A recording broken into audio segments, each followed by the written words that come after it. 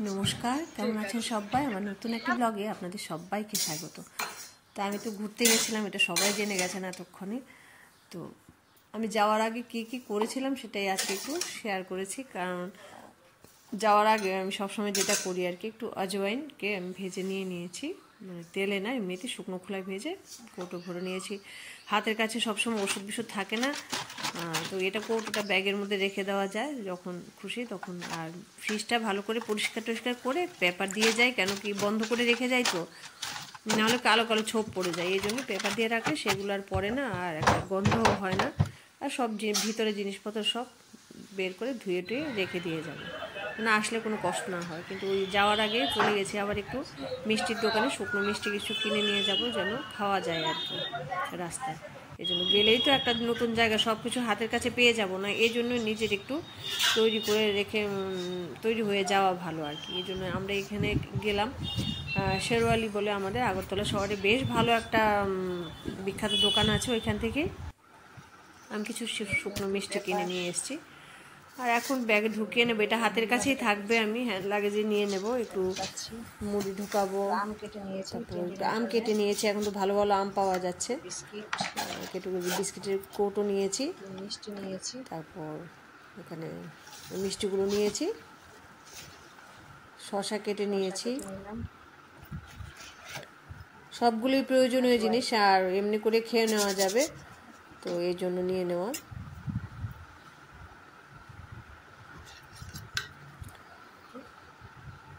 আর কাজু বাদাম কিছু কিনে নিয়েছি, এটা অনেক দিন ধরে খাওয়া যাবে, গাড়ি টাড়িতে যখনই বসবো, যেখানে এখান থেকে এখানে যাবো, একটু টুকটুক করে খেয়ে নেওয়া যাবে, এই জন্য শুকনো এটা একদম নিয়ে নিয়েছি। এটা সবসময় আমি নিয়ে থাকি। আর কিছু বই নিয়ে যাই, যখন পিছনে সিটে বসে থাকি তখন হচ্ছে বসে বসে একটু পড়াটা করা যাবে এই জন্য।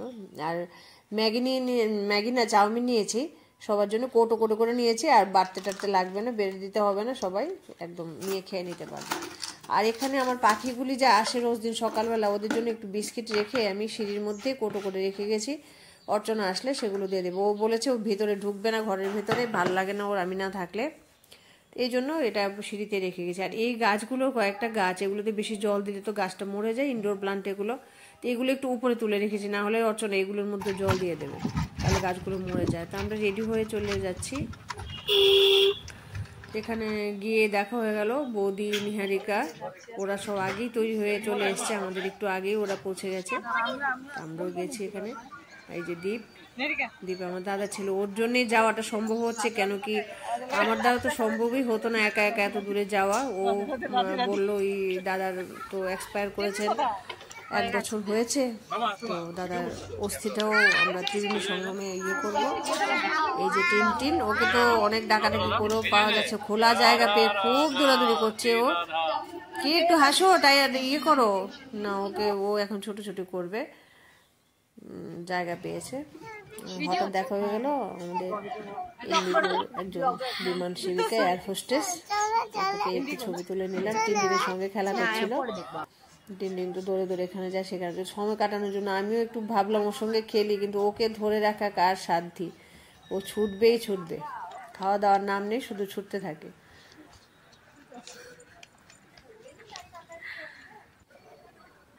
আর এখানে দুটো ম্যাসাজ করার চেয়ার দেখলাম আর কি, এগুলোতে নাকি বসলে পুরো বডি ম্যাসাজ হয়ে যায়, যদিও এই যে প্রাইসটা লেখা আছে 599, কিন্তু আমরা ম্যাসাজ করিনি, এমনিতে উঠে বসে একটু ঢং করছিলাম আর কি সবাই মিলে, টিন বসেছে দেখে আমরাও একটু বসেছি সবাই মিলে।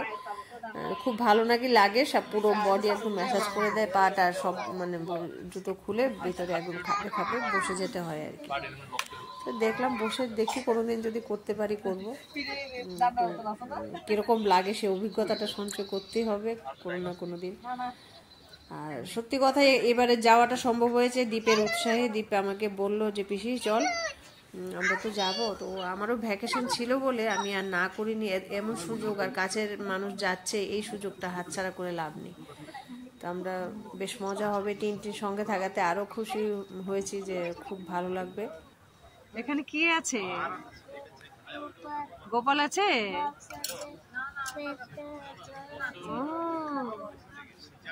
তোমার সঙ্গে বের করতে যাচ্ছে গোপাল?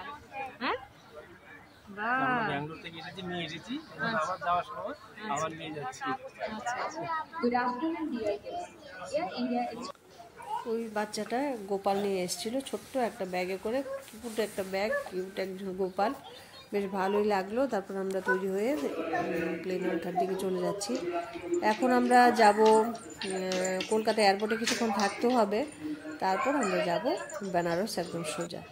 তো কিছু খাবার দাবার যে নিয়ে নিলাম সেটা ওই কলকাতা এয়ারপোর্টে খাওয়ার জন্য এখানে প্রায় 3 ঘন্টা আমাদের অপেক্ষা করতে হবে। তারপর আরেকটা প্লেনে করে আমরা বেনারস যাব। মাঝখানে আর কোনো থামাথামি নেই, কিন্তু রাত্রে পৌঁছতে পৌঁছতে সেই 10টা বেজে যাবে। এই জন্যই কিছু খাবার দাবার নিয়ে নেওয়া, প্লেনেও খাওয়া যাবে, এই জন্যই নিয়ে নিয়েছি। আমরা পৌঁছে গেছি বেনারসে, এসে পৌঁছে এখন চলে যাব ভারত সেবাশ্রম। কি সুন্দর চলে যাচ্ছে, ওর খুব মজা, আর ও থাকাতে আমাদেরও খুব মজা হয়েছে। বড়দা সবসময় বলতো যে চল এখান থেকে ঘুরে আসি, ওইখান থেকে ঘুরে আসি, কোথাও আর যাওয়া হয়নি। তো এখন বড়দা নেই, কিন্তু ওদেরকে নিয়ে আমি যাচ্ছি, এটাই একটা ইয়ে। তো এখানে এসে আমরা উঠেছি ভারত সেবাশ্রম সঙ্গে, মানে খুব সুন্দর আশ্রম, এত বড় আশ্রম, মানে আমি তো দেখিনি। আমাদের আশ্রমটা তো এত বড় নয়, আগরতলার যে আশ্রমটা। তো এখানে মানে এখান থেকে চিঠি নিয়ে গেছিলাম, মহারাজ চিঠি দিয়ে দিয়েছিলেন। তো খুব ভালো লেগেছে, এত সুন্দর জায়গা, পরিবেশটা এত সুন্দর। আর আশ্রমিক পরিবেশে থাকতে কার না ভালো লাগে বলুন। এসি টেসি সব আছে, লিফটও আছে। 3টা নদীর সঙ্গম চলে গেছি প্রয়াগরাজে, ওই দাদার অস্থিটা বিসর্জন করে ওইখানে একটু পুজো করে তারপর ভাবছি এখনই এত ভিড়, এত নৌকো, এত চারিদিকে লোকজন। আর তখন কি হয়েছিল কিছুদিন আগে, যে কুম্ভ হয়ে গেল না, তখন তো আমার খুব কান্না পেয়েছিল যে যেতে পারলাম না, মনটা খুব খারাপ হয়েছিল। কিন্তু তো ভাবলাম ঠিক আছে, অনেকের তো আবার গিয়ে শরীর খারাপ হয়েছে, অনেকে আবার ভালো ছিল, যাওয়া হয়নি হয়েছে, কিন্তু ভগবান আমাকে ব্যবস্থা করে দিয়েছে, মানে কিছুদিনের মধ্যেই আবার এখানে আসার সুযোগ করে দিয়েছে। ঠাকুরের ইচ্ছে না হলে তো কিছুই হয় না, গাছের পাতাটিও নড়ে না ঠাকুরের ইচ্ছে না হলে। তো এসে আমরা সবাই লাইফ জ্যাকেট পরে নিয়েছি, টিনটিনও পড়েছে। ও তো বুঝে না, জল টল একদম ধরতে যায়, খুব খুশি ও দেখে চারিদিকে। খুব ভিড় ছিল, কিন্তু মানে এখন দেখা যাচ্ছে না, কিন্তু একটা নৌকা এসে ধাক্কা দিচ্ছিল। এখানে আমরা সবাই চান টান করেছি। आपका नाम? हमारा विजय निषाद है। ब्राह्मण हो? ये निषाद है। निषाद राम भगवान को पार करने वाला, उनका वंशज। শিকারি শিকারি।